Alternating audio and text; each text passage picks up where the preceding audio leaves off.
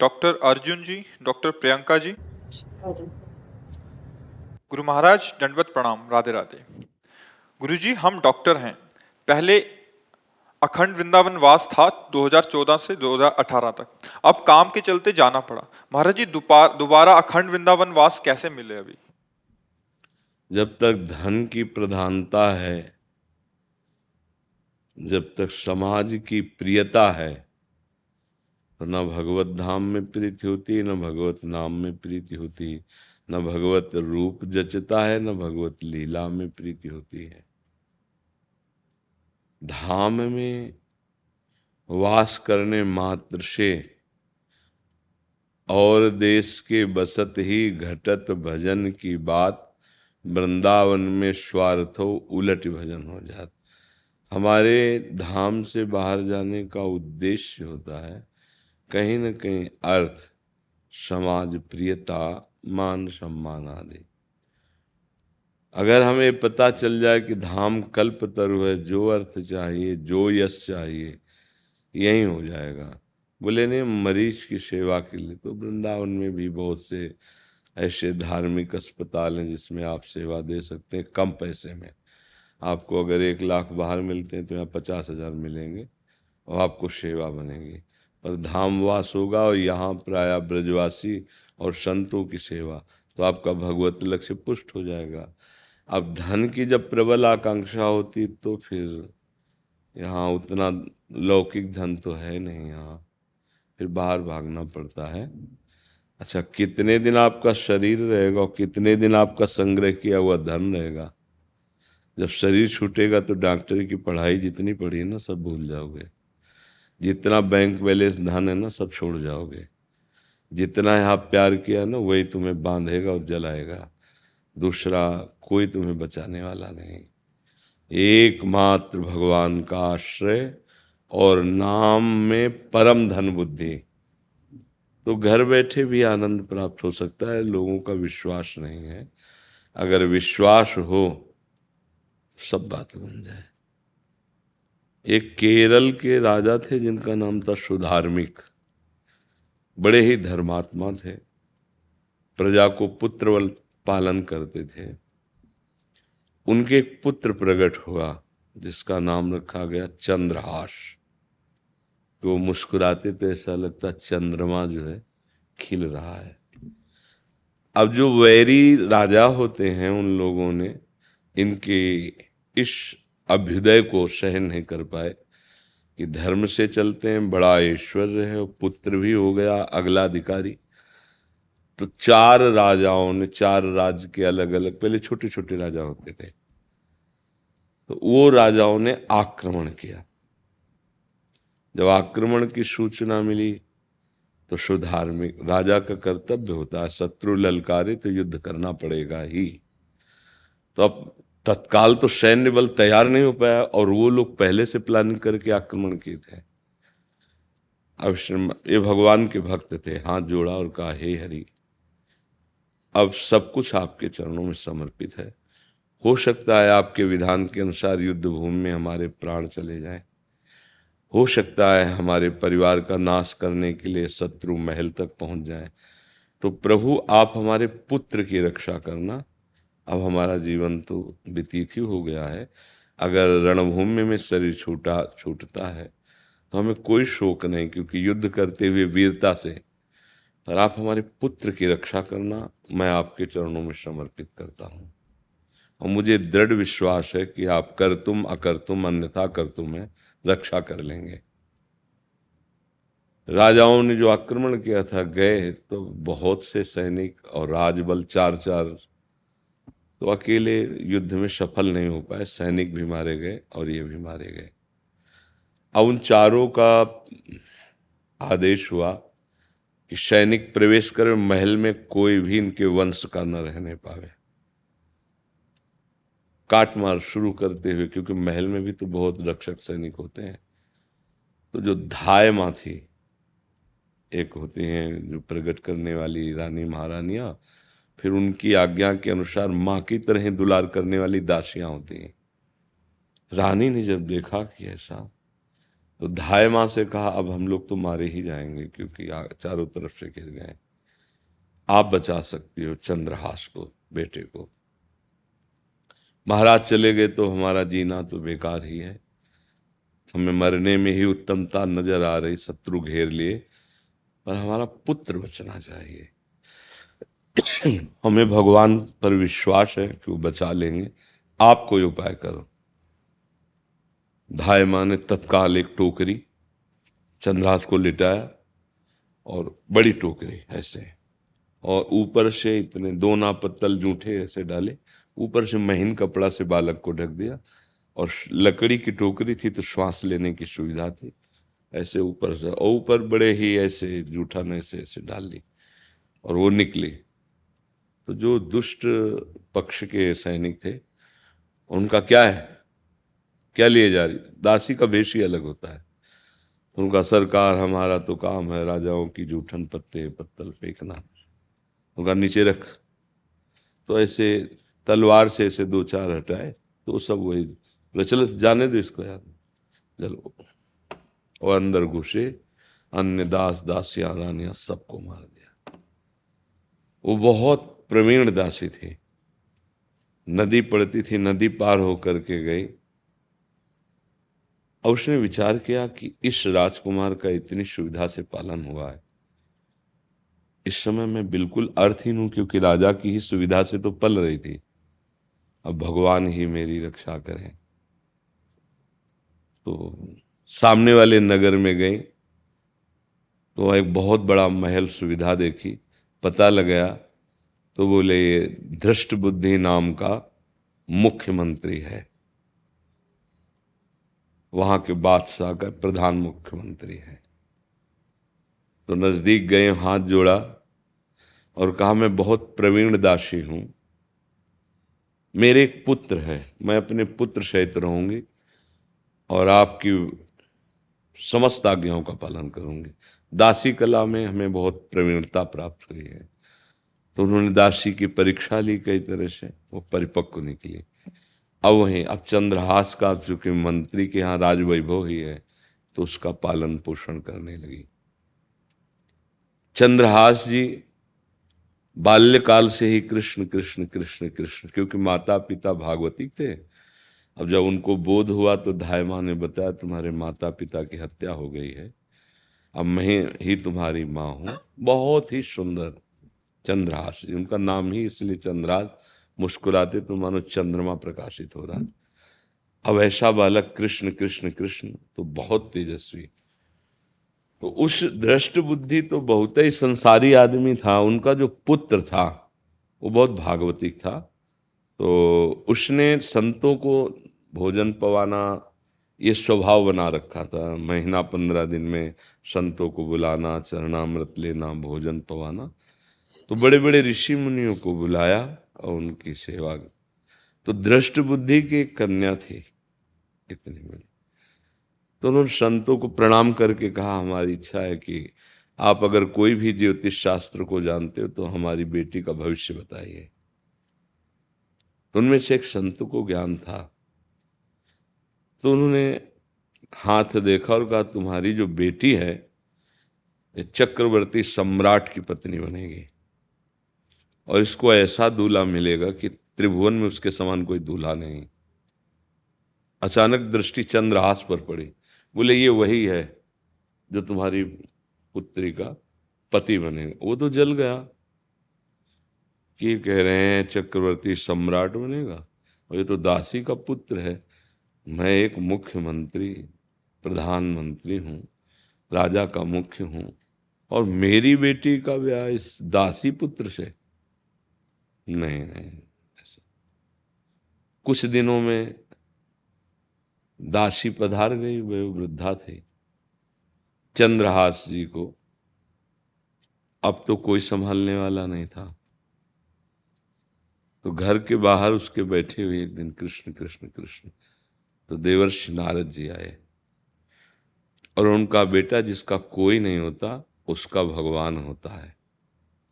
तुम्हारे ऊपर भगवान की बड़ी कृपा है क्योंकि तुम्हारे माता पिता बड़े धर्मात्मा है। एक छोटे से शालिग्राम भगवान दिए। तो बोले भगवान सेवा कैसे करेंगे? बोले कोई सेवा नहीं करनी, मुख में जैसे पान का बीड़ा दबाते हैं ना, ऐसे रखे रहो, चरणामृत अपने आप जाता रहेगा, और कृष्ण कृष्ण नाम जप करो। जब भोजन पाना तो निकाल लेना और थाली के कोने में पधरा देना, भोग लग जाएगा पा लेना, फिर उनको कपोल में रख लेना। ऐसी देवर्षि नारद जी। अब जब उन्हीं की गलियों में चंद्रहास जी भ्रमण कर रहे थे तो दृष्ट बुद्धि को बहुत गुस्सा लगी कि कहीं ऋषि के वचन सत्य ना हो जाए, ऐसा भिखमंगा दासी पुत्र मेरी पुत्री का पति बने। तो जल्लादों को बुलवाया और कहा इसे मार डालो जाके। अब राज हुक्म, वो तो मुख्यमंत्री है। जल्लादों ने चंद्रहास जी को पकड़ा, एकांत जंगल में ले गए और कहा बेटा यद्यपि हम लोग बहुत निर्दयी हैं, पर पता नहीं क्यों तुम्हें देखकर इतना प्यार उदय हो रहा है, अंदर लग रहा है कि मैं बहुत पापी हूं, बहुत नीच हूं, पर राज आज्ञा है इसलिए तुम्हारा वध करना पड़ेगा। तुम्हारी कोई अंतिम इच्छा हो तो बताओ। तो उनका बस कुछ क्षण मुझे अकेला छोड़ दो, दूर आसपास खड़े रहो, इसके बाद हमें मार देना।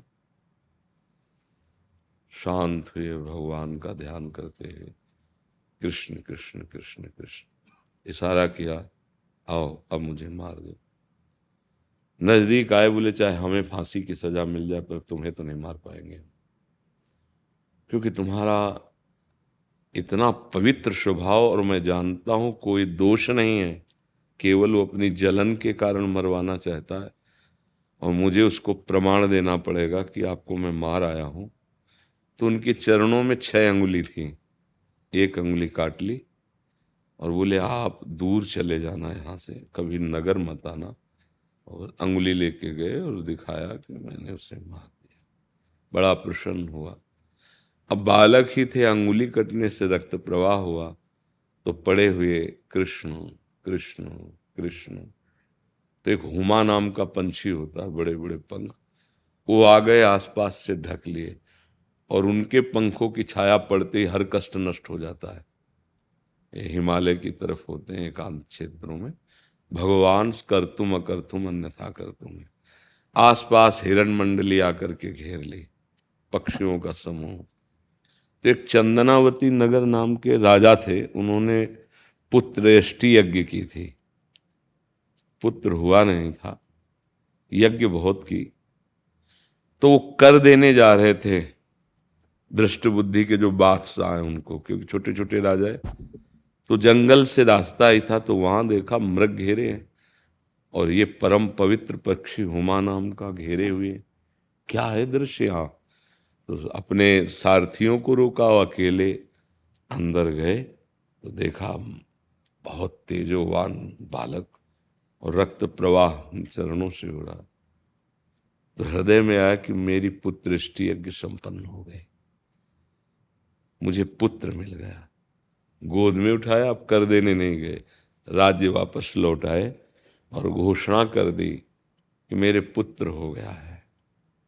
अब पूरी प्रजा आनंदित हुई। चंद्रहास जी धीरे धीरे धीरे बढ़ने लगे, राज परिवार से सेवित। अब इनकी ऐसी जैसे लोगों को लगता है कि नाम जप करेंगे और भक्ति करेंगे तो बुद्धि नहीं रहेगी। बुद्धि सही माने में भगवान ही प्रदान करते हैं। जब आप नाम जप करेंगे तो बहुत प्रवीणता हो जाएगी आपकी, हर कष्ट सहने की सामर्थ्य हो जाएगी। और वो बचपन से नाम जापक जिसके गुरु नारद जी हों, शालिग्राम कपोल में रखते थे, तो युवराज पद पर घोषित कर दिया। अब कई वर्ष हो गए, कर नहीं देने गए, तो बादशाह ने दृष्ट बुद्धि प्रधान जो मंत्री है उससे कहा चंदना नगर से, वहां से तो कर ही नहीं आ रहा है, क्या है? जाओ, अगर कर ना दे तो युद्ध करके उससे अधीन करो, और अगर कोई समस्या हो तो फिर देख लो, जाओ तो वहां। ये चंदनावती नगर स्वयं दृष्ट बुद्धि अपने सैनिकों के साथ गया राज आज्ञा से। वहां के राजा ने सम्मान किया। तो प्रश्न कि आपने कर क्यों नहीं दिया? तो उनका पता नहीं, हमारे मन में प्रेरणा ही नहीं हो रही कि अब मैं कर दूं, और नहीं दूंगा। तो उन्होंने कहा फिर तो तुम्हें युद्ध करना पड़ेगा, और युद्ध में तुम जानते हो क्या होगा, बादशाह की सेना और तुम्हारी सेना। तो उन्होंने कहा कि मेरे एक युवराज है और मैं बड़ा गर्व करता हूं उस युवराज से, और तुम मुझ पर विजय प्राप्त नहीं कर सकते, ये मुझे पक्का भरोसा है। चंदनावती के राजा ने कहा, क्योंकि भगवान का बल एक अमोघ बल होता है। जी ही उसने देखा तो वही बालक जिससे पुत्री के ब्याह की बात हुई थी, उसने कहा जल्लादों ने धोखा दे दिया, ये तो बच गया और ये तो युवराज बना है। अब अगर मारने का आदेश करते हैं तो राजा का युवराज बना हुआ, प्रजा भी बहुत है, पर जिंदा तो नहीं छोड़ेंगे इसको। और लगभग 16 वर्ष की अवस्था के हो चुके थे, बड़ा सुंदर रूप।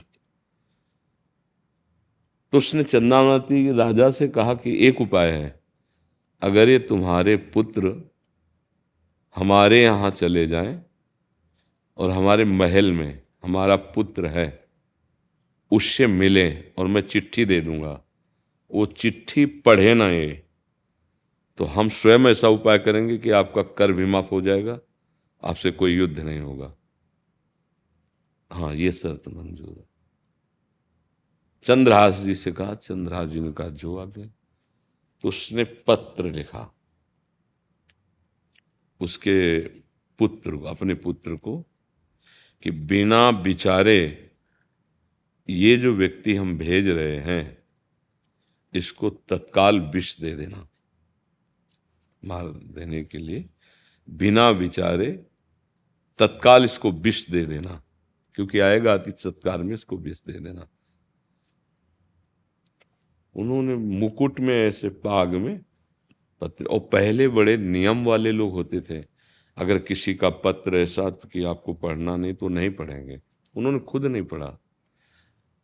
और कुछ अंगसंगी अंगरक्षक और आप गए, तो उस नगर की एक सुहावनी बहुत वाटिका थी, राजवाटिका, जिसमें वही उनकी पुत्री अपनी सखियों के साथ घूमने आई थी। इनको पता नहीं था, एक शीतल वृक्ष के नीचे आराम से सोए, तो सैनिक भी दूर विश्राम किए, और उनकी लड़की भी सयानी हो गई थी। उसने देखा इतना सुंदर तेजस्वी राजकुमार, नजदीक गई तो एकदम आसक्त हो गई देखकर, क्योंकि पूर्व संस्कार भी होते ना, और लगा कि मेरे योग्य वर तो यही है। अचानक दृष्टि कान के पास पत्र में पड़ी, धीरे से पत्र, वो सो गए थे, और उसमें लिखा अपने पुत्र का नाम, उसके पुत्र का नाम हमें याद नहीं आ रहा, अपने पुत्र का नाम लिख के लिखा था, जाते ही मदन से। हाँ, मदन, जाते ही इसे विष दे देना, संस्कृत में लिखा था। तो पिता की बुद्धि का भ्रष्ट हो गई, ऐसे पुरुष को कहीं विष दिया जाता है? अच्छा, स्याही, काली स्याही से पहले लिखा जाता था, तो उसने काजल से ऐसे किया, और जहां विष लिखा था तो ऐसे संस्कृत में आ की ऐसे आकृति होती है, और उसका नाम था विषया। विषया उस लड़की का नाम था। विष दे देना, तो उसने ऐसे संस्कृत में या बना दी, अब उसको हो गया विषया, और पत्र वहीं खोस दिया, और आप चली गई। जाके सहाय केसो, वाक्य जीवन को कौन अंदेशो। हरी सहायता करे तो बाल बाका भी कोई नहीं कर सकता। अब जो ही गए, जो उनके पुत्र थे मदन जी, उनसे मिले, उनका तुम्हारे पिता ने पत्र दिया है, जाते ही बिना विचार किए विषया दे देना, अर्थात पुत्री को दे।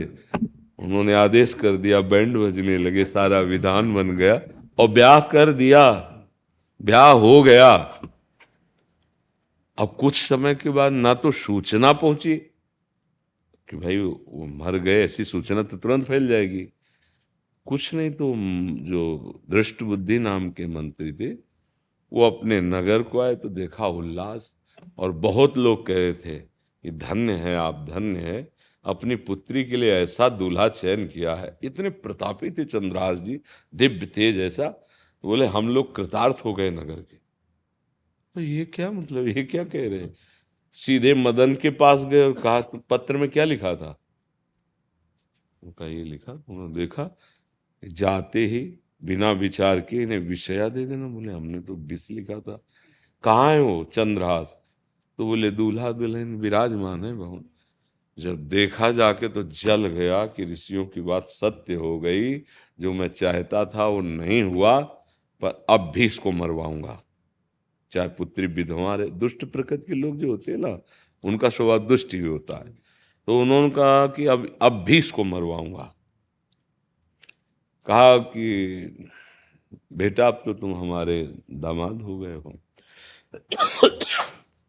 हमारी कुल देवी हैं नगर के बाहर, एक बार पूजा करने जाना होगा आपको अकेले।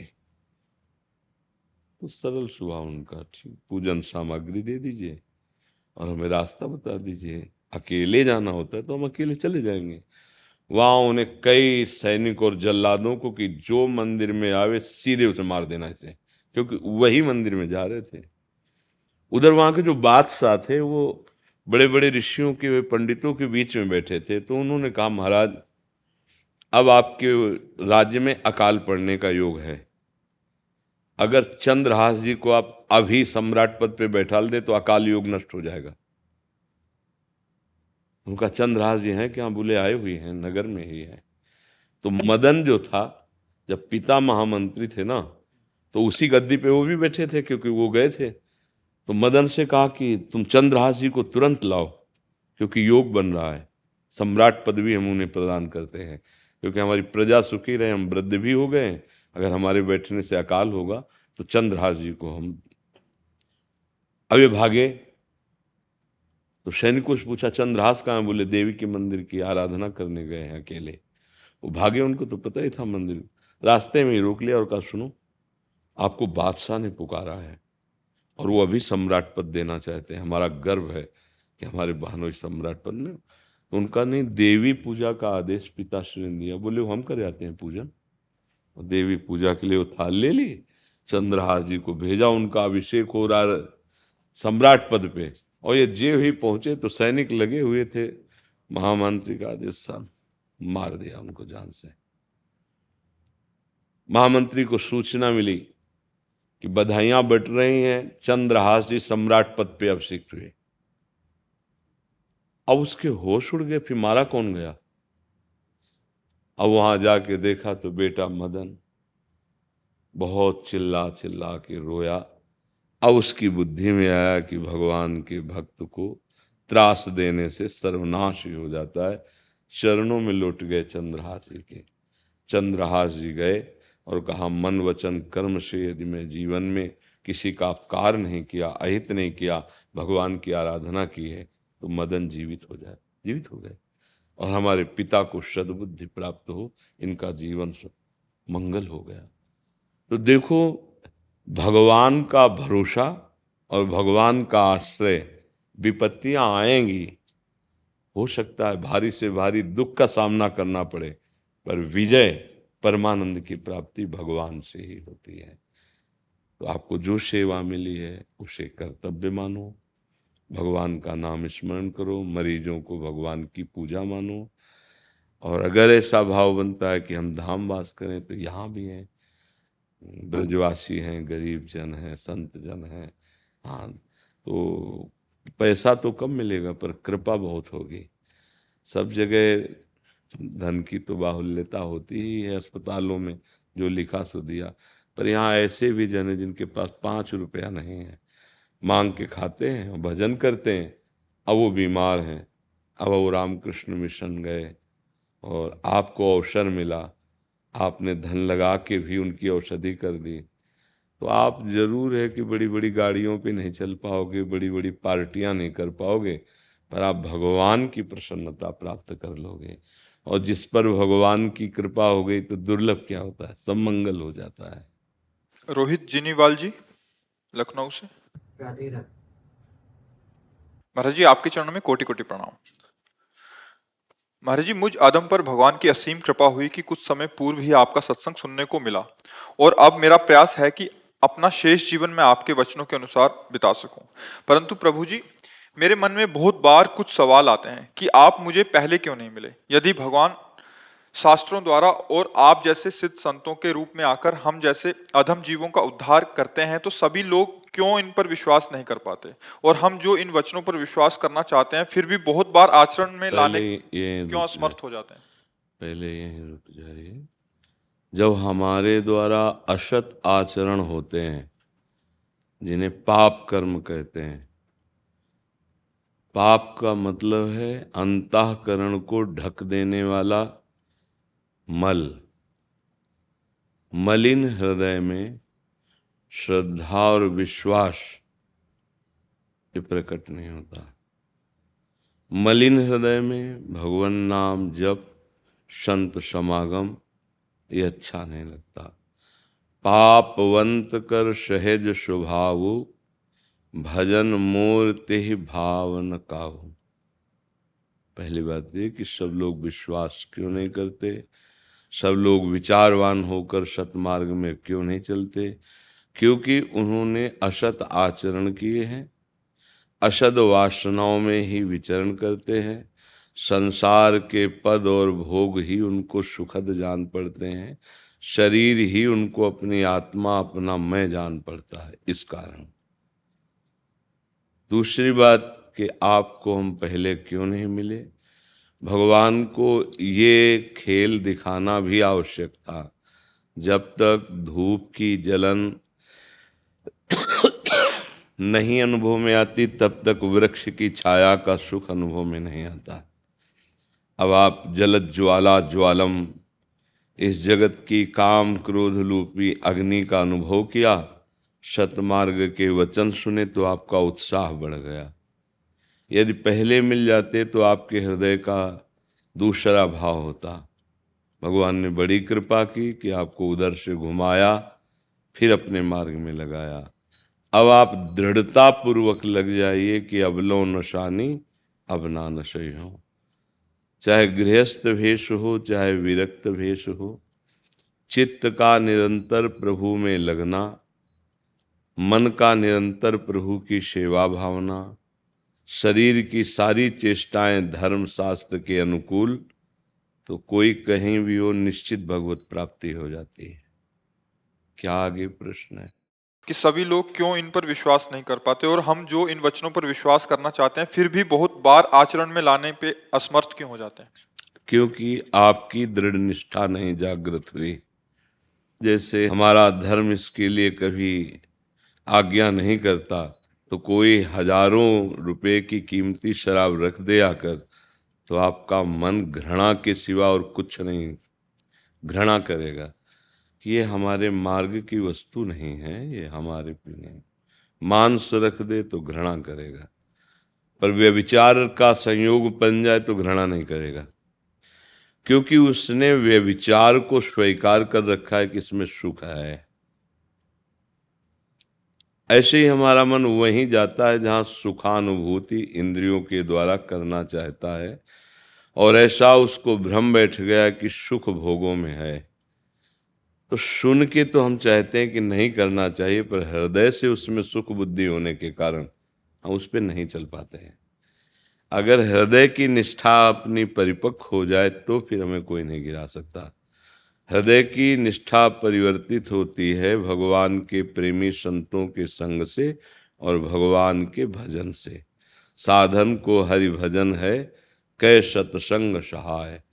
जिस दिन हृदय पवित्र हो जाएगा तो जैसे बमन उल्टी कोई नहीं खाना चाहता, ऐसे कोई भी गंदे आचरण उससे नहीं होंगे, क्योंकि उसके हृदय में भगवत प्राप्ति की लालसा है। वो ये जान चुका है कि सुख भगवान में है, और उस सुख का अनुभव भगवत नाम से होता है। हमारे द्वारा कोई भी गंदे आचरण होंगे तो नाम छूट जाएगा, भगवान का आश्रय छूट जाएगा। समझ पा रहे हैं आप? नाम जप करो, गिर भी जाओ तो खड़े हो, पीछे मत मुड़ना, आगे बढ़ना, तो हरि बड़े कृपालु हैं, वो मिल जाएंगे।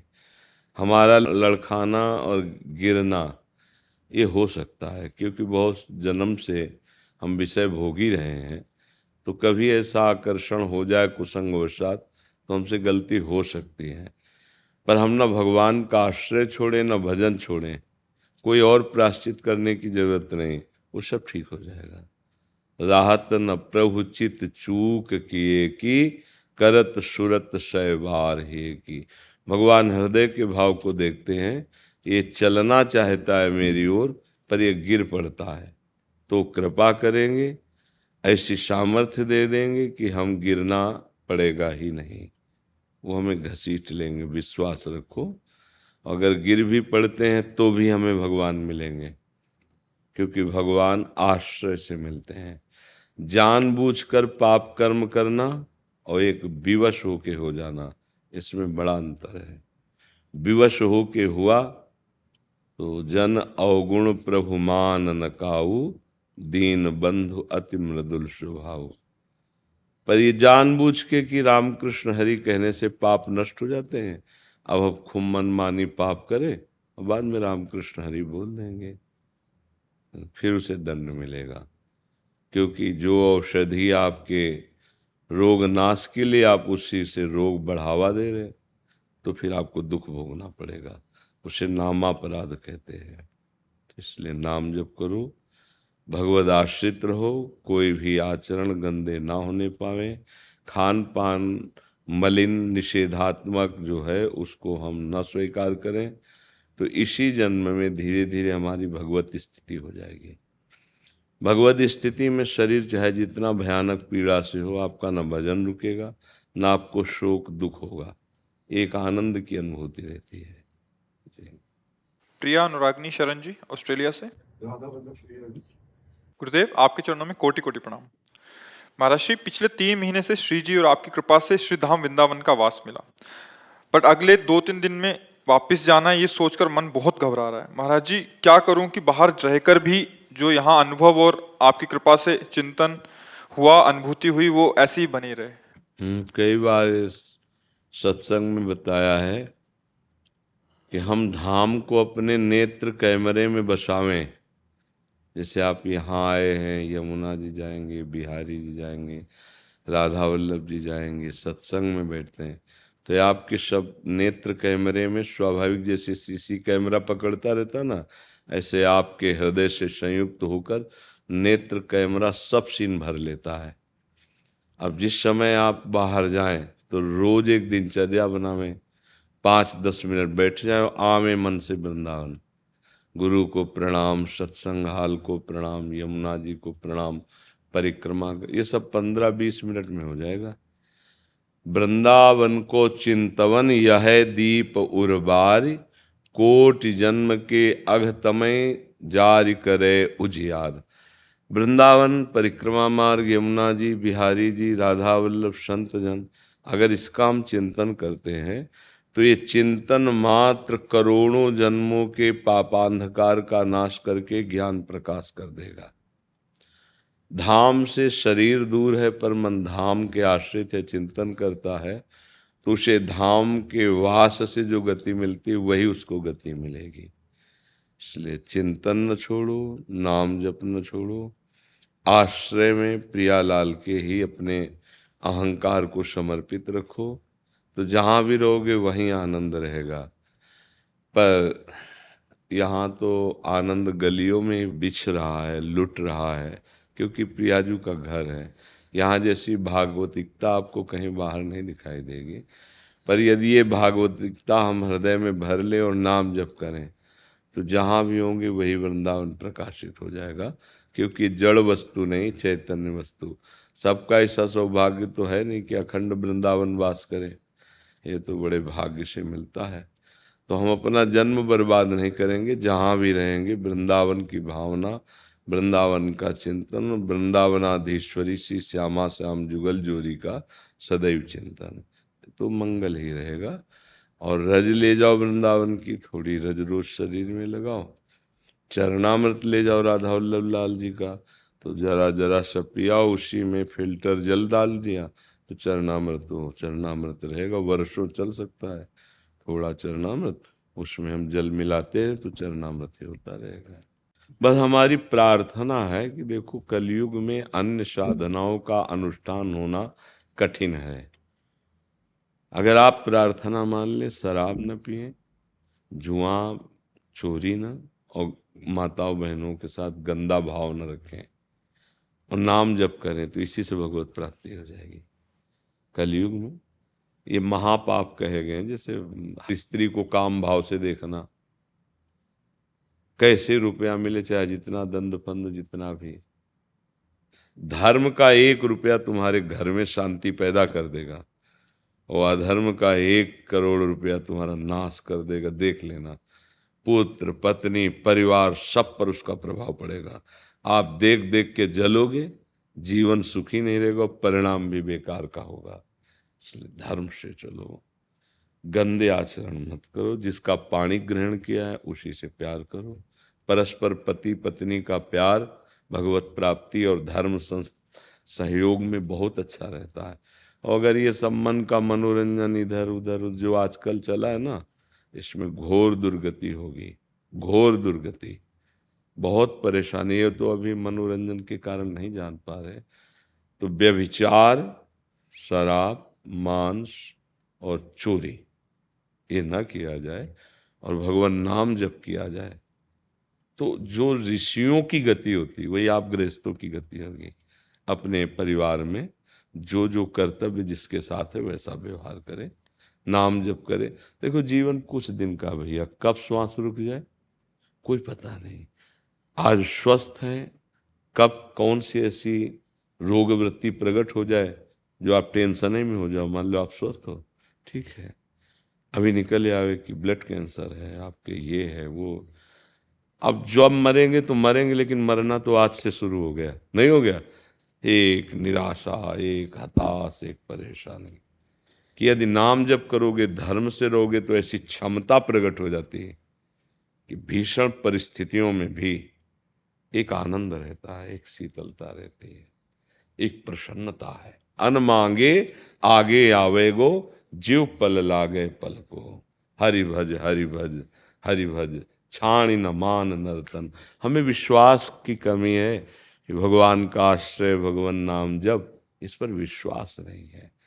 त्रिभुवन की राज्य लक्ष्मी उसी के सेवा में आ जाती है जो त्रिभुवन पति का दास होके निरंतर उनका सुमिरन करता है। इसलिए भजन करो, जैसे बने, राधा राधा कृष्ण कृष्ण जो नाम पे हो, जितना भी बन सके यही तुम्हारे साथ जाएगा, पक्का समझ लेना। और तो सब यही रह जाएगा, प्रगति में देख लो। अब ये है कि इंतजाम तो हम वर्षों का कर रहे हैं, भरोसा सेकंड का नहीं। बुद्धिमान वही जो इसी सेकंड में नाम बोल ले राधा राधा राधा, तो हर सेकंड सार्थक हो जाएगा। ये संपत्ति है जो तुम्हें सदैव दुख से ऊंचे उठाए रखेगी।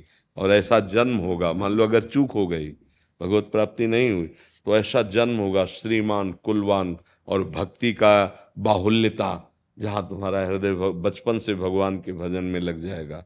भजन कभी नष्ट नहीं होता, भजन करने वाला कभी घाटे में नहीं होता।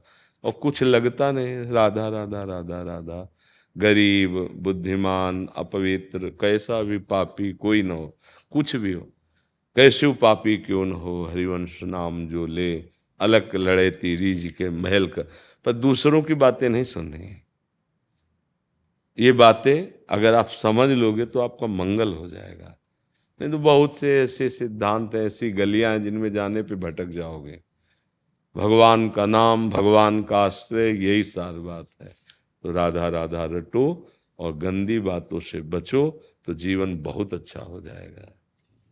जब आप ताली बजा के हंसते हो ना, तो बहुत अच्छे लगते हो कि दिल खुश हो जाता है। अच्छा गुरुजी, मुझे आपकी सखी बनना है। हाँ, तो राधा राधा नाम जप करो, ठीक है? आप राधा